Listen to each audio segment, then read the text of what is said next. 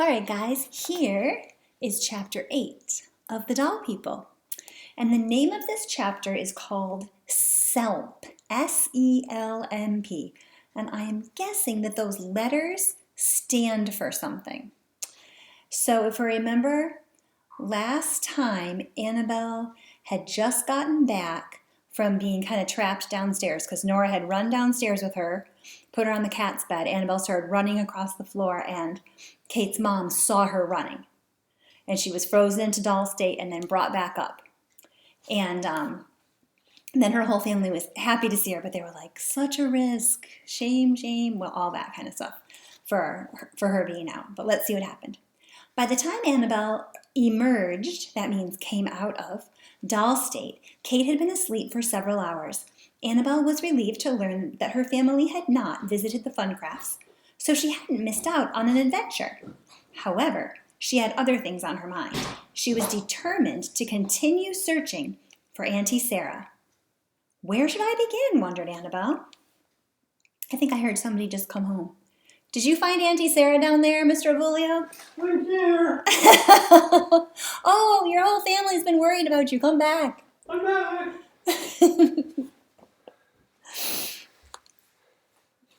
I'm back. You're back. So good to see you. It's been 45 years. Where should I begin, wondered Annabelle. She decided to tackle the secret journal again. But she hadn't completed even one page when she heard a small commotion outside her house. She ran to the nursery window, pleased that because of Annabelle's disappearance and Kate's annoyance with Nora, the front of the dollhouse had been closed for the night. Yoo-hoo, called a small voice. It's us, called another. Annabelle leaned as far out her window as she dared, and below her she saw Tiffany and Bailey scrambling up the step stool. Oh, spectacular, thought Annabelle. Hello, she called. Annabelle, oh my stars. Nanny caught Annabelle by the bow on her dress, like right at the waist.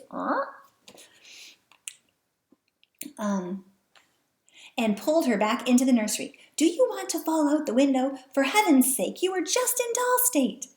But Tiffany and Bailey are here, Annabelle replied, and we missed our visit with them last night. She dashed out of the nursery and down the stairs and threw open the doll's front door just as Tiffany, puffing, reached the top step. Bailey was right behind her. Hi, cried Tiffany. Hi, replied Annabelle. We didn't get to go to your house last night. I'm really sorry. That's okay. Hey, do you think you could come over right now? I doubt it. Mama and Papa like to be prepared for things. But they were prepared to visit us last night. Aren't they still prepared tonight? I don't know, said Annabelle. They're hard to explain. Besides, they're a little cross with me right now. Do you remember what cross means? Like a little angry or upset? Tiffany brightened. I heard you were in doll state, she said admiringly. Yes, I've been in it lots of times. How about you? None. I haven't had the chance, replied Tiffany. 2 weeks ago, we were still in a factory in Cleveland. Hey, said Annabelle, suddenly curious. Who gave you the oath? When Tiffany hesitated, she added, You did take the oath, didn't you? Remember the oath about being a live doll? Oh, yes. It's just that I don't know the name of the doll who gave it to us.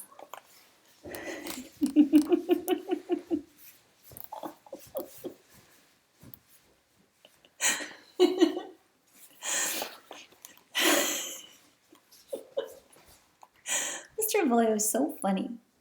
I know, I love it when he makes me laugh. That's one of my favorite things about him. To more than one of you? Asked Annabelle. You didn't take it by yourself? Well, no, we were in the factory. All the dolls took it at once. There were hundreds of us. I guess some living doll who hadn't left the factory gave it to us. Girls, Bailey, come inside, please, said Mama from behind Annabelle. Quickly, you don't want to wake Kate. Bailey and Tiffany hurried inside, and Bailey ran off with Bobby, who had followed Annabelle down the stairs. Annabelle took Tiffany by the hand. Come to the nursery with me, she whispered. I have something I want to show you and something I want to tell you. Upstairs, Annabelle was disappointed to discover Bobby and Bailey already in the nursery. Bobby, she said, why don't you and Bailey go? Annabelle paused, unable to think of where to send them. Go slide down the banister, said Tiffany brightly. Oh, good idea, said Annabelle, and the boys left the room. Remember when Mom Funcraft did that? What do you want to show me? Whispered Tiffany excitedly. This, said Annabelle proudly. With a flourish, she whisked Auntie Sarah's journal out from under the covers of her bed. What's that? Remember my Auntie Sarah, the one we were looking for the night we discovered you in your box? Yes, said Tiffany. Well, not long ago, I found her personal private journal. It was hidden on a bookshelf. Nobody knew she kept it, I am sure of it. And nobody knows about the journal now but me. I haven't told a soul, except you. Auntie Sarah was keeping it the year she disappeared. I think a clue to her disappearance might be in it. So if you don't know, a journal is like a book that people might write in every day or every few days and talk about their feelings or things that happened to them. And so Annabelle's thinking this might have a lot of clues as to what Auntie Sarah was thinking during these times, and then that might help them be able to find her. Tiffany drew in her breath. Are we going to look for clues, she said. Yes, just like Nancy Drew. Who's Nancy Drew? Annabelle told Tiffany about the mysteries Kate was reading. You mean we are going to be detectives, like Nancy and her friends? Annabelle nodded. I bet all the clues we need are right here in the journal, and when we've discovered them, and we think we know where Auntie Sarah is, we will go find her. By ourselves? That's what Tiffany said. Probably. The grown-ups will never do it. At least not the ones in my family. Well, maybe Uncle Doll, but I don't think so. You're not afraid to go exploring, are you? Me? No, I'm not afraid of anything. I didn't think so, said Annabelle. Tell me about your auntie, said Tiffany. And here is a picture of Tiffany and Annabelle together with the journal. Well, Annabelle paused thoughtfully. She was very brave and very adventurous. I think she got bored just staying in our house all day long, day in, day out, nothing changing. Annabelle leaned closer to Tiffany. You know, I'm a lot like her. I get so bored sometimes. I want to do things. I want to try things. I want to go places and see things. But we're stuck here because of the doll code of honor. I don't want to put my family in danger. But I hate having to hold still and be quiet and pretend I'm not alive. Do you know what Auntie Sarah used to do? Tiffany shook her head. She used to go blending. Blending? What's that? She would leave our house and go to a room in the Palmer's house and just blend in the scenery somewhere, you know, make it look as if a human had left her there, even though no one had, of course. But she looked so natural that nobody paid her any attention.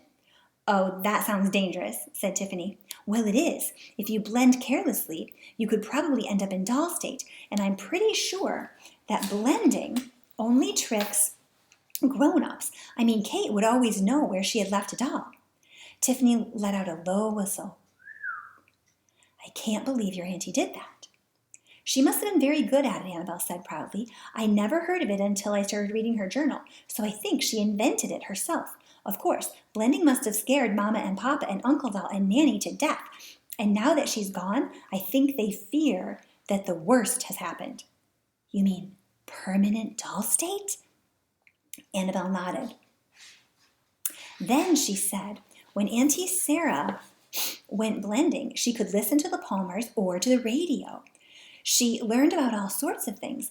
That must have been how she was able to tell me about the news and famous people and adventurous women. Oh, it was wonderful. How exciting, said Tiffany. I wish I had an auntie. Only one exactly like Auntie Sarah. Well, if we could just find Auntie Sarah, I'm sure she would agree to be your auntie as well as mine. She could be your honorary auntie. Oh, we've got to find her, said Tiffany. We have to start being detectives right away. The first thing to do is finish reading her journal, Annabelle said. It's hard because look at her handwriting. Tiffany peered into the book, which lay open on Annabelle's lap. She leaned closer and closer. Boy, that is hard to read. It's all squiggly and and crawly and faded. I know, but this is where we have to start. No, wait. I know what we have to do first. And here's a picture of Annabelle and Tiffany reading the journal. What? Asked Annabelle. We have to form a society. We do?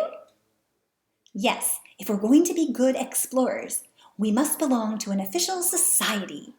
All right, we'll call ourselves, Tiffany frowned, we'll call ourselves Society for Exploration and the Location of Missing Persons. Society for exploration and location of missing persons. Those are those letters, SELMP, S-E-L-M-P.